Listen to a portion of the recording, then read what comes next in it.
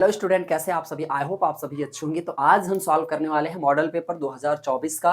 जो 2000 model paper है 2024 का, इसको हम सॉल्व करेंगे। वो भी सिलेबस आपका कौन होगा? मैथ होगा। मैथ का 2024 का मॉडल पेपर हम लोग सॉल्व करने हैं। जो इंपॉर्टेंट क्वेश्चन है उसको हम हल करेंगे। सेम टू सेम आपका बोर्ड परीक्षा के तहत जैसे हल किया जाता है वैसा का वैसा हम लोग करते चलेंगे। तो आइए देखते हैं हम पहला क्वेश्चन क्या है आपका। पहला क्वेश्चन कह रहा है किन्हीं दो संख्याओं का एलसीएम। कह रहा है कि पहला क्वेश्चन किन्हीं दो संख्याओं का एलसीएम। एलसीएम कितना दिया है? एलसीएम दिया है 60 और दिया है एचसीएफ। एचसीएफ दिया है, एचसीएफ दिया है, एचसीएफ दिया है आपको 3 और साथ में दिया है एक संख्या 12 है। कह रहा एक संख्या बराबर 12 है तो दूसरी संख्या क्या होगी? दूसरी संख्या क्या होगी ये आपको ज्ञात करना है। बहुविकल्पी में क्वेश्चन है, आपको ऑप्शन मैं दे दूं, अगर आप कमेंट में कर सकते हैं। ऑप्शन को मैं आपको दे रहा हूं। पहला ऑप्शन है आपका 20, दूसरा ऑप्शन है आपका 15, तीसरा ऑप्शन है आपका 180, चौथा ऑप्शन है आपका 36। चलिए आंसर बताइए क्या होगा इसका आंसर। आंसर मैं आपको बताता हूं हल करके। एक इसका एक फार्मूला होता है, ये 2 नंबर में भी पूछ सकता है क्वेश्चन आपको, इसलिए इसका फार्मूला आपको जानना बहुत जरूरी है। फार्मूला क्या होता है? पहली संख्या गुणे दूसरी संख्या बराबर LCM into HCF. LCM into HCF. देखिए पहली संख्या हमको पता है कितना है, 12 है। पहली संख्या है 12 गुणे दूसरी संख्या को हमने मान लिया, मान लीजिए x मान लिया। एलसीएम कितना है? एलसीएम है हमारा 60। एचसीएफ कितना है? 3 है। 3 से इसको काट दो, 3 चौक 12, 12 4 से इसको काट दो, 4 एकम 4 और 4 पंछे 20। x की वैल्यू आ गई 15। ये आपका आंसर कौन सा सही होगा? आपका आंसर सही होगा बी। इसलिए इसको हम सही मारेंगे। यानी डाउट अगर आपको आता है तो आप पूछ सकते हैं प्रश्न, ठीक है, कमेंट में करके पूछ सकते हैं। चलिए दूसरा क्वेश्चन क्या कह रहा है? एक शून्येतर परिमेय संख्या और एक अपरिमेय संख्या का गुणनफल होता है। क्या होता है हम आपको बताते हैं। एक शून्येतर परिमेय संख्या, क्वेश्चन कह रहा है दूसरा, एक शून्येतर परिमेय संख्या और एक अपरिमेय संख्या। तो शून्येतर परिमेय संख्या क्या होती है आप हमको बताएंगे। शून्येतर परिमेय संख्या यानी जिसका वैल्यू शून्य ना हो उसको हम बोलते हैं शून्येतर परिमेय संख्या। जैसे कि 1/2 हमने ले लिया, ठीक। दूसरा क्या होगा आपका? कह रहा है एक अपरिमेय संख्या। एक अपरिमेय संख्या क्या है? एक अपरिमेय संख्या। अपरिमेय संख्या हमने ले लिया √3। यदि इसका गुणा करेंगे हम तो आंसर क्या आएगा? आपसे मैं पूछता हूँ, इसका गुणा करेंगे तो आंसर क्या आएगा? आएगा √3/2। तो ये क्या कहलाएगा? ऑप्शन में आपके है 4 ऑप्शन है। पहला ऑप्शन है सदैव अपरिमेय संख्या, सदैव अपरिमेय संख्या। दूसरा ऑप्शन है आपका सदैव परिमेय संख्या, सदैव परिमेय संख्या। तीसरा ऑप्शन आपका क्या है? दोनों। तीसरा ऑप्शन आपका दोनों। और चौथा ऑप्शन आपका है क्या है? एक। एक होगा। तो मैं आपसे पूछता हूं यह क्या है, तो आप बताएंगे यह एक सदैव क्या होगा? अपरिमेय संख्या होगा। करेक्ट। चलिए नेक्स्ट आगे क्वेश्चन पर हम चलते हैं। तीसरा क्वेश्चन कह रहा है रेखा युग्म समीकरण। रेखा युग्म समीकरण क्या है? समीकरण x और +2y, x +2y -5 = 0। दूसरा क्वेश्चन क्या कह रहा है? इसी का दूसरा समीकरण क्या है? और 4x और +8y और -50 = 0। तो बताइए, सॉरी -20 है यहाँ पे, -20 = 0 के हल होंगे। अब बताइए कितने हल होंगे? इसमें प्रश्न में ऑप्शन दे रहा है आपका। पहला ऑप्शन क्या है? केवल एक अद्वितीय हल, केवल एक अद्वितीय हल। दूसरा क्वेश्चन का दूसरा आंसर आपका क्या दे रहा है? ये क्वेश्चन नंबर तीसरा है आपका। ये दूसरा क्वेश्चन का आंसर क्या बोल रहा है इसका? अपरिमित रूप से अनेक हल, अपरिमित रूप से अनेक हल, ठीक है। तीसरा इसका ऑप्शन में क्या है? तीसरा ऑप्शन में है कोई हल नहीं। क्या है? कोई हल नहीं, ठीक है। चौथा आपका है, चौथा आपका क्या कह रहा है? 2 हल होंगे। क्या होंगे? 2 हल होंगे। ये आपके विकल्प में है, ठीक है। क्वेश्चन ये है आपका। देखिए ध्यान से देखना है। अगर मैं इस समीकरण में 4 से मल्टीप्लाई कर दूं तो क्या होगा, 4 से मल्टीप्लाई कर दूं तो ये भी बन जाएगा 4x प्लस 8x, देखिए दूना करेंगे तो 8x हो जाएगा प्लस 20 माइनस 20 हो जाएगा इक्वल 0, यानी आएगा क्या, सेम टू सेम यही होगा। तो इसमें आंसर कौन होगा, केवल एक अद्वितीय हल होगा, अपरिमित रूप से अनेक हल होगा, कोई हल नहीं है, और इसमें 2 हल होंगे। तो मैं आपसे आंसर पूछता हूँ, इसका आंसर आपको कमेंट में बताना। ये बहुत इजी क्वेश्चन होता है, ये हर बार पूछा जाता है, कमेंट में आपको बताना, इसका आंसर मैं आपको नहीं बताता हूँ। ये ट्रिक हमने बता दिया, अब आंसर आप कमेंट में करेंगे। चलिए नेक्स्ट, वह बड़ी से बड़ी संख्या जिससे 70 और 125 जिससे 70 और 125 को विभाजित करने पर क्रमशः शेषफल कितना आता है, क्रमशः शेषफल कितना आ रहा है, 5 और 8 आ रहा है, 5 और 8 आ रहा है। तो भाइयों ये बिल्कुल इजी सवाल होता है, इसमें ज्यादा दिमाग लगाने की जरूरत नहीं है। जब भी ऐसा सवाल आए कि कहे कि जिससे 70 और 125 को क्रमशः इतने से घटाया जाए, तो अब बताइए कौन सी संख्या होगी जो वह बड़ी से बड़ी, जिससे यह क्या होगा, शेषफल प्राप्त होगा काटने पर। इसको काटने पर शेषफल इतना आ जाए, तो सिंपल सी मेथड है, कुछ ना करो, क्रमशः जैसे कह रहा है, ये क्रम इसका जाएगा, ये क्रम इसका जाएगा, इसको आप माइनस कर दो यहाँ, इसको माइनस कर दो यहाँ से, और घटाओ, चलो देखते हैं कितना आता है। 65 यहाँ पर आएगा, और ये आपका आएगा 100 कितना, 15 से 7 बच जाएगा, और 1 हो जाएगा, 1 हो जाएगा, ये आपका बच जाएगा कितना, कितना बचेगा आपका 117। अब हम देखेंगे दोनों संख्याएं किस संख्या से डिवाइड है, ये दोनों संख्याएं किस संख्या से डिवाइड है। वैसे मैंने ऑप्शन तो दिया नहीं है, लेकिन ऑप्शन चलो पहले दे देते हैं, देखते हैं कितने लोग सही लगाते हैं। क्वेश्चन नंबर 4 है, चलिए ऑप्शन दे देते हैं, उसके बाद देखते हैं कितने लोग इसका राइट आंसर मारते हैं, फिर उसके बाद हम यहाँ पर हल करके बताएंगे क्या आएगा आंसर। तो पहला आंसर है आपका 13, दूसरा आंसर है आपका 65, तीसरा आंसर है आपका 875, चौथा का आंसर है आपका 1750।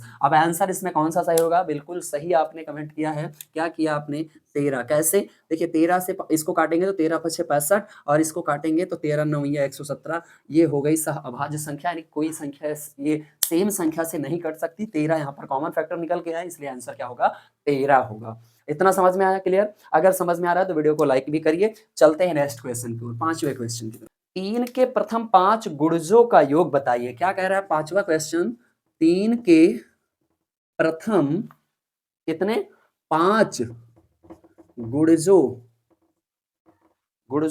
का योग बताइए, का योग बताइए। ये आपको बताना है, ऑप्शन में आपको दे रहा हूं, देखते हैं कितने लोग सही मारते हैं इसमें। ऑप्शन में पहला ऑप्शन है 45, दूसरा है 55, आपका 45, दूसरा है 55, सॉरी 55, तीसरा ऑप्शन है आपका 65, और 75 है लास्ट वाला। 65 और लास्ट वाला क्या है, 75। ऑप्शन में आपको मिल रहा है, तो आप कमेंट करके बता भी सकते हैं कि आंसर क्या होगा, ठीक है। अब इसके हम देखिए 2 तरीका होता है इसको करने का हल, आपको यहाँ पर दो तरीके मिल जाते हैं। देखिए 3 के प्रथम 5 गुणज, 3 के प्रथम 5 गुणज कौन होंगे, 3 3 दूना 6, 3 तिरिक्का 9, 3 पच्छे 15, सॉरी 3 चौक 12, और 3 पछे 15। एक तो ये मेथड हो गया आपका, क्या हो गया, ये मेथड हो गया। अब इसको आप जोड़ लो, आंसर आपको मिल जाएगा। क्या करो, जोड़ लो, आंसर मिल जाएगा। लेकिन आपने समांतर श्रेणी पढ़ा है, समांतर श्रेणी क्या कहता है, एसएन वाला भैया फार्मूला लगा दो, n/2 a + l। क्या करो, एसएन वाला फार्मूला लगा दो, n/2 a + l। Very easy, इस तरीके से आपको मिल जाएगा। कितने नंबर है यहाँ पर, 5 नंबर है, बोलेंगे भैया 5 नंबर है। पहला संख्या क्या है, 3 है, और लास्ट संख्या क्या है, 15 है। चलो देखते हैं आंसर आता है कि नहीं आता है। ये हो जाएगा 18, और काट देंगे तो आएगा 9, 9 पछे 45। कितने बच्चे आंसर मार चुके थे, 45। जिन्होंने 45 लगाया था उनका आंसर बिल्कुल सही है। चलिए देखते हैं नेक्स्ट क्वेश्चन। करेक्ट, समझ में आ रहा है, समझ में आ रहा है तो लाइक भी करो और शेयर भी करते रहना। चलिए छठवां क्या कह रहा है, छठा क्वेश्चन कह रहा है कि समीकरण दिया है 2x² - 4x और +3 = 0 के कथनों, कुछ कथन दिए गए हैं। कथन क्या है, पहला कथन है, दूसरा कथन है, तीसरा कथन है, और चौथा कथन है। यहाँ पर 4 कथन आपको दिए गए हैं, जिसमें पहला क्या कह रहा है, दिए गए समीकरण के विविधकर शून्य से क्या है, कम है। शून्य से कम कब होगा, जब डी की वैल्यू भैया 0 से कम होगी, डी की वैल्यू 0 से कम होगी। अब डी आप कहोगे क्या है, तो अभी बताते हैं, पहले सुन लो हमारी बात, ठीक है। समीकरण के मूल वास्तविक नहीं है। समीकरण के मूल वास्तविक कब नहीं होते हैं, जब डी की जो वैल्यू होती है, हमने मान लिया कि डी की वैल्यू यहाँ पर माइनस यानी एक्स का मतलब वैल्यू हो गई एक्स की, ठीक है। डी का मान अगर माइनस में है तो यहाँ पर ये हो जाता है क्या, मूल वास्तविक नहीं होते हैं। उसके बाद क्वेश्चन का अगला पॉइंट क्या कह रहा है कि समीकरण के विविधकर शून्य है यानी डी की वैल्यू 0 है, और लास्ट में कह रहा है मूल जो है वास्तविक है यानी पॉजिटिव हम मान लेंगे, यहाँ पर पॉजिटिव हम लिख लेंगे, यहाँ पर निगेटिव लिख सकते थे हम, निगेटिव लिख सकते थे। तो ये हो गया आपका पॉइंट। अब इसके बाद आपका ऑप्शन दे रहा है आपके पास, पहला ऑप्शन क्या कह रहा है, पहला ऑप्शन कह रहा है ए और डी। बाकी बच्चे अगर सॉल्व कर चुके हैं तो आप आंसर बताएंगे, बाकी हम हल तो करेंगे भैया, नहीं करोगे आप तो। चलो ए और बी हो गया, फिर उसके बाद ए और डी कह रहा है, ए और डी कह रहा है। तीसरा आंसर कह रहा है, क्या कह रहा है, सी और डी, सी और डी कह रहा है। और चौथा आंसर आपका कह रहा है कि इसमें केवल और केवल ए सही है। अब है क्या सही वो तो हल करने के बाद पता चलेगा, और यदि आपने हल कर लिया है तो आंसर जरूर कमेंट में किया करो आप, ठीक है। चलो देखते हैं, हम जानते हैं कि विविधकर निकालने का फार्मूला होता है डी बराबर बी स्क्वायर माइनस 4ac, ये फार्मूला होता है विविधकर निकालने का, ठीक है। चलो निकालते हैं भैया इसका विविधकर हम।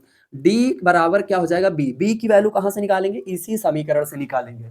यहाँ पर समीकरण में 4 क्या है माइनस में, b की वैल्यू है, उसके बाद यहाँ पर 4 रखेंगे फार्मूले से, a की वैल्यू ये देखो है, एक्स स्क्वायर का जो गुणांक होता है वही होता है a की वैल्यू, लास्ट पद जो होता है c होता है हमारा, 3 हो जाएगा यहाँ पर, सॉरी। तो ये हो जाएगा 4 चौक 16 और 4 दूना 8 तरीक हो जाएगा 24, अगर घटाएंगे तो आ जाएगा -8। मैं आपसे पूछता हूं अगर d की वैल्यू -8 आई है तो बताइए आंसर क्या होगा। पहली चीज तो डी जो है वो 0 से छोटा है, पहला ऑप्शन एकदम बिल्कुल सही आ रहा है। दूसरा ऑप्शन आपका बी सही हो रहा है, देखिए माइनस में आ रहा है, माइनस में आ रहा है, तो माइनस में आ रहा है मतलब ए और बी कहाँ है, ये है, बिल्कुल सही। आपने क्या कमेंट किया था, अगर किया है तो मैं देख रहा हूँ। चलिए नेक्स्ट क्वेश्चन देखते हैं।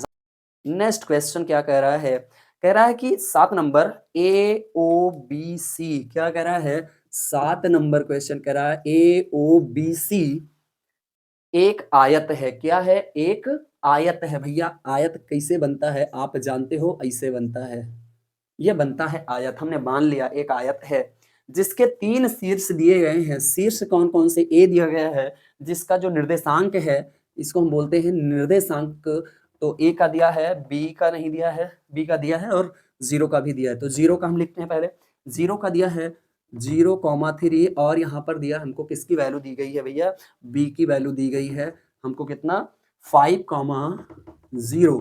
तो हमसे पूछ रहा है कि इसका विकर्ण क्या होगा, विकर्ण की लंबाई वगैरह पूछ रहा है। तो भैया विकर्ण की लंबाई किधर गया भैया, विकर्ण हम बोलेंगे यहाँ पर, हमसे पूछ रहा है क्या होगा, और ऑप्शन आपके पास है ए बी सी और डी। 4 ऑप्शन है, पहला 5 है, 3 है, √34 है और 4 है। 5 है, 3 है, √34 है और 4 है। इसमें आंसर क्या होगा आप कमेंट में कर सकते हैं यदि आप सॉल्व कर चुके हैं, बाकी हम सॉल्व करके आपको बताते हैं। देखिए आयत होता है, क्या होता है ये, आयत होता है, ये मान लेंगे हम आयत है, और क्या है ए ओ बी सी। अब हमको पता है ए की वैल्यू इतना होता है, क्या है दिया हमको 0,3 दिया है, डी ओ की वैल्यू भी दिया है 0,3 दिया है, 0,3 0,3 सही है, 0,3 0,3 ही दिया है। अच्छा बी की वैल्यू दिया है हमको कितना 5,0। अच्छा बहुत बढ़िया सवाल है भैया, बहुत इजी सवाल है। कैसे जानोगे आप कि इसका विकर्ण क्या होगा, तो चलो हम विकर्ण लेते हैं खींच, और जैसे ही हम विकर्ण खींचते हैं हमको एक मैसेज दिमाग में आता है, क्या, इसकी लंबाई ज्ञात करना है, यानी इसकी कितनी दूरी है, और डिस्टेंस का फार्मूला हमको पता होता है, डी बराबर होता है, हमने पढ़ा है √x1 - x2 का whole square plus y1 - y2 का होल स्क्वायर। अब बहुत सारे स्टूडेंट यहाँ कहेंगे क्या सर जी यहाँ पर ये पहले और ये बाद में होता है, 2 पहले और 1 बाद में होता है, मैं मानता हूँ, बाकी यहाँ पर कोई प्रॉब्लम नहीं होने वाली क्योंकि स्क्वायर बैठा हुआ है, ठीक है। चलो ये स्क्वायर बैठा है तो x1 हम मानेंगे किसको, ये हो गया x1, ये हो गया x2, ये हो गया y1 और ये हो गया y2। अब इसको हम करते हैं सॉल्व। चलो यहाँ पर x1 की वैल्यू 0, x2 की वैल्यू है 5, दोनों का स्क्वायर प्लस यहाँ पर हो जाएगा 3,0 का स्क्वायर। चलो बताओ भैया कितना होगा बच्चा, हम 25, 0 की कोई वैल्यू नहीं, और ये हो जाएगा 4 3 तरीक का 9, और दोनों को जोड़ेंगे तो हो जाएगा 34। Answer number C is correct answer, correct. चलिए नेक्स्ट कि समीकरण x square plus K x minus 5/4 x square plus K x minus 5/4 is equal to 0, ये समीकरण दिया है, इसका एक मूल दिया है। मूल का मतलब होता है एक्स की वैल्यू दी हुई है 1/2, तो के की वैल्यू पूछ रहा है, कह रहा है के ज्ञात करो। यार वेरी इजी क्वेश्चन है, हम ऑप्शन दें या ना दें, तुम ऑप्शन का आंसर खुद ही कमेंट करो, ये बहुत इजी क्वेश्चन है। चलो दे ही देते हैं। अच्छा, ए बी सी और आपका डी, यानी 4 ऑप्शन है। क्या क्या ऑप्शन है? 2 है और -2 है, उसके बाद ऑप्शन में है 1/4, उसके बाद ऑप्शन में है 1/2। तो इतना ऑप्शन है आपके पास, अब तो आंसर बता दो। चलो नहीं बताते हो तो हम तो हैं ही खड़े। चलो इसको सॉल्व करते हैं। यहाँ पर x की वैल्यू रखना है, जहां पर x दिख रहा है वहां पर x की वैल्यू रखना है। 1/2 का स्क्वायर हो जाएगा प्लस के इंटू 1/2 हो जाएगा माइनस 5/4 बराबर 0 हो जाएगा। अब इसको सॉल्व करते हैं। 1/4 हो जाएगा, आपको क्लियर, आपने पढ़ा है हल करना।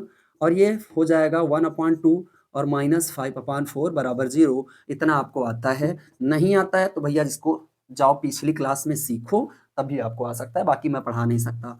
ठीक है, पढ़ाऊंगा, छोटे क्लास में पढ़ाता हूँ, पढ़ा दूंगा आपको। 4 आएगा इसका एलसीएम, तो यहाँ पर एलसीएम ये हो जाएगा, यहाँ पर 2 से इसको डिवाइड करेंगे, 2 और के बन जाएगा और माइनस 5 बराबर 0 हो जाएगा। ये 0 से गुणा कर लेगा, ये देखो घटाएंगे तो कितना आएगा आपका, हो गया आएगा कितना -4, और -4 जब आएगा उधर जाएगा तो आ जाएगा 2 के बराबर 4, और 2 से इसको डिवाइड करेंगे, के की वैल्यू आ जाएगी 2। यहाँ पर आंसर आपका बिल्कुल करेक्ट होगा। क्वेश्चन क्या कह रहा है कि 2 त्रिभुज समरूप होते हैं। भैया समरूप वाला पॉइंट बहुत इंपॉर्टेंट है, इसको तैयार कर लेना। 2 त्रिभुज समरूप होते हैं और आपको ऑप्शन दे रहा होते हैं, ऑप्शन दे या ना दे आपको आना चाहिए। ऑप्शन दे या ना दे लेकिन आपको आना चाहिए। इसलिए आना चाहिए क्योंकि ये इंपॉर्टेंट क्वेश्चन है, हर बार पूछा जाएगा आपको, एक दो क्वेश्चन इससे पूछे जाते हैं।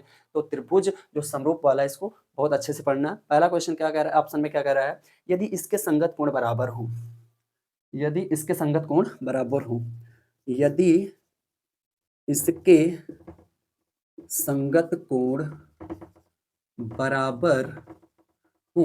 दूसरा क्वेश्चन क्या, दूसरा ऑप्शन क्या कह रहा है, इसकी संगत भुजाएं एक ही अनुपात में हो, इसकी संगत भुजाएं, या भुजाएं समानुपाती बोल सकते हैं इसको हम, समानुपाती हो। समानुपाती का मतलब होता है कि एक ही अनुपात में हो। उसके बाद उपर्युक्त दोनों, बोल रहा है उपर्युक्त, क्या बोल रहा है, हाँ उपर्युक्त दोनों, उपर्युक्त दोनों, और लास्ट में कह रहा है कोई नहीं, कोई नहीं। तो ज्यादातर केसेस में ऐसे क्वेश्चन में कोई नहीं तो कभी मत लगाना, इस तरीके के, क्योंकि यहाँ पर ऑप्शन आपको मिल रहा है और हम जानते हैं कि 2 त्रिभुज तभी समरूप होते हैं जब उनके संगत कोण बराबर होते हैं। सपोज दैट हम थोड़ा सा आपको समझा देते हैं, ये 2 त्रिभुज है, ठीक है, इसकी कोण सपोज करो कि ये भी x और ये भी x, तो इन दोनों भुजाओं का अनुपात समान होना चाहिए। ये कोण इस कोण के बराबर, यानी जो भुजाएं मिलकर कोण बना रही वही भुजाएं अनुपात में आनी चाहिए, तभी त्रिभुज समरूप माना जाता है। तो क्या कह रहा है, यदि इसके संगत कोण बराबर हो और इसकी संगत भुजाएं समानुपाती हो, यानी दोनों ऑप्शन सही है, इसका मतलब उपयुक्त दोनों में ऑप्शन आपका तीसरा बिल्कुल करेक्ट आंसर है। चलो देखते हैं नेक्स्ट, ठीक है, क्या है, यदि एक समकोण त्रिभुज है ए बी सी, एक समकोण त्रिभुज ए बी सी में कोण सी बराबर 90 डिग्री 90 अंश है, ठीक है, ए सी की वैल्यू दिया हुआ है, ए सी बराबर 3 दिया है और 3 सेंटीमीटर है, और क्या दिया हुआ है, बी सी बराबर दिया हुआ है, क्या दिया है, बी सी बराबर कितना दिया हुआ है, 4 सेंटीमीटर, बी सी बराबर दिया है 4 सेंटीमीटर। तो बताइए सी से जाने वाली माध्यिका की माप, सी से जाने वाली माध्यिका, सी से जाने वाली माध्यिका की माप बताइए। भैया अच्छा क्वेश्चन है ये, कैसे सॉल्व करना है, चलो बहुत आसानी से हम, अच्छा ऑप्शन दे दें, चलो ऑप्शन देते हैं हम आपको, ऑप्शन हम आपको देते हैं और देखते हैं कितने लोग यहाँ पर इसका सही कमेंट करते हैं। ठीक है, ऑप्शन हम आपको देते हैं। ऑप्शन में आपका पहला है 2.5 सेमी, ठीक है, उसके बाद 3 सेमी, उसके बाद आपका पॉइंट में है इतना सेंटीमीटर, यानी 3.5 सेंटीमीटर, उसके बाद 4 सेंटीमीटर। अब इसका ऑप्शन कैसे पता चलेगा? चलो भैया हम सॉल्व करते हैं क्वेश्चन, तभी पता चलेगा इसका आंसर क्या आएगा। तो सबसे पहले हम क्या बनाते हैं, एक समकोण त्रिभुज बनाते हैं और सी को हम रखते हैं नीचे, ए और बी यहाँ पर आएगा क्योंकि इसको माना गया है 90 डिग्री। ठीक है, AC की वैल्यू यहाँ पर 3 सेंटीमीटर दिया है और दिया है BC की वैल्यू यहाँ पर 4 सेंटीमीटर दिया है। साधारण भाषा में हम सॉल्व नहीं करेंगे क्योंकि पाइथागोरस थ्योरम आपने बहुत बार पढ़ा हुआ है। 4 का स्क्वायर करेंगे तो 16 आएगा और 3 का स्क्वायर करेंगे 9 आएगा। दोनों को ऐड करेंगे 25 और 25 को निकालेंगे तो आएगा ये तुम्हारा कितना, 5। अब कहोगे इसकी क्या जरूरत? चलो बताते हैं इसकी क्या जरूरत है। ठीक है, अब कह रहा है सी से जाने वाली माध्यिका की माप बताओ। सी से जब जाएगी कोई भी माध्यिका, ये देखो ये माध्यिका हमने खींच दिया सी से। माध्यिका का मतलब क्या होता है भैया? माध्यिका का मतलब हो जाता है कि यहाँ पर ये लंब बना रहा है और दूसरी चीज इसमें एक चीज और हो रहा है। क्या हो रहा है? आप बोलोगे क्या हो रहा है? तो ये जो है 5, ये आधा आधा डिवाइड कर रहा है 5 को यानी कर्ण को आधा आधा डिवाइड करेगा तो आ जाएगा ये 2.5 सेंटीमीटर। क्यों होगा? क्योंकि ये माध्यिका है। माध्यिका क्या कार्य करती है? 2 खंड में बराबर डिवाइड करती है। ठीक है, तो ये आधा हो जाएगा कितना, 2.5। अब देखिए ध्यान से देखिएगा, अगर इस त्रिभुज को हम ऐसे बनाए, इसको मान ले हम ABC, इसको मान लेते हैं D, और इसको हम अगर बनाए ऐसे तो ये इस तरीके से कुछ बन के आएगा। ठीक है, क्या बन के आएगा? इस तरीके से ये हो गया तुम्हारा 2.5, क्या है ये तुम्हारा 2.5 हो गया और तुम्हारा ये हो गया 4। क्या हो गया? ये 4 हो गया। तो देखो कैसे बना हुआ, अच्छी तरह ध्यान से देखना। डी यहाँ पर है और सी यहाँ पर है। ठीक है, डी सॉरी सी नहीं, यहाँ पर डी नहीं, डी ये है आपका और बी ये है और सी ये है। तो बी सी आपका 4 हो गया, ये हो गया आपका डी बी। तो आपको ज्ञात करना है डी सी। अब मैं आपसे पूछूं कि ये बताइए, वैसे तो मैंने चित्र सही बना है क्या? हाँ सही बना हुआ है। चलो देखते हैं, ये कर्ण का कार्य करेगा, ये कार्य करेगा किसका? लंब का कार्य करेगा। आधार निकालना है आपको तो डायरेक्टली हम निकालते हैं 16। 4 का स्क्वायर करेंगे 16 अंडर रूट में लिखते हैं -2.5 का अगर करें आपको पता है 25 का स्क्वायर कितना होता है? 25 से हम 625, आपका हो गया 625 और 625 का हम लगा देंगे पॉइंट भैया क्योंकि 2.5 है। ठीक है, चलो 625 हो गया, इसको घटा दो भैया। घटाओगे तो आएगा कितना? करीब आएगा आपका 10.25। ठीक है, और 10.25 को जब आप भाग विधि से वर्गमूल निकालोगे तो कितना आएगा? आपका आंसर आना चाहिए 3.5 सेंटीमीटर, क्योंकि 3 त्रिक का 9 के नजदीक है तो 3.5 centimetre is the right answer. So मिलते हैं नेक्स्ट वीडियो में। अगर वीडियो अच्छी लगती है कमेंट करके कुछ शेयर कीजिए, वीडियो को लाइक कीजिए और चैनल पर नए हैं तो सब्सक्राइब कीजिए। मिलते हैं नेक्स्ट वीडियो में। Thank you.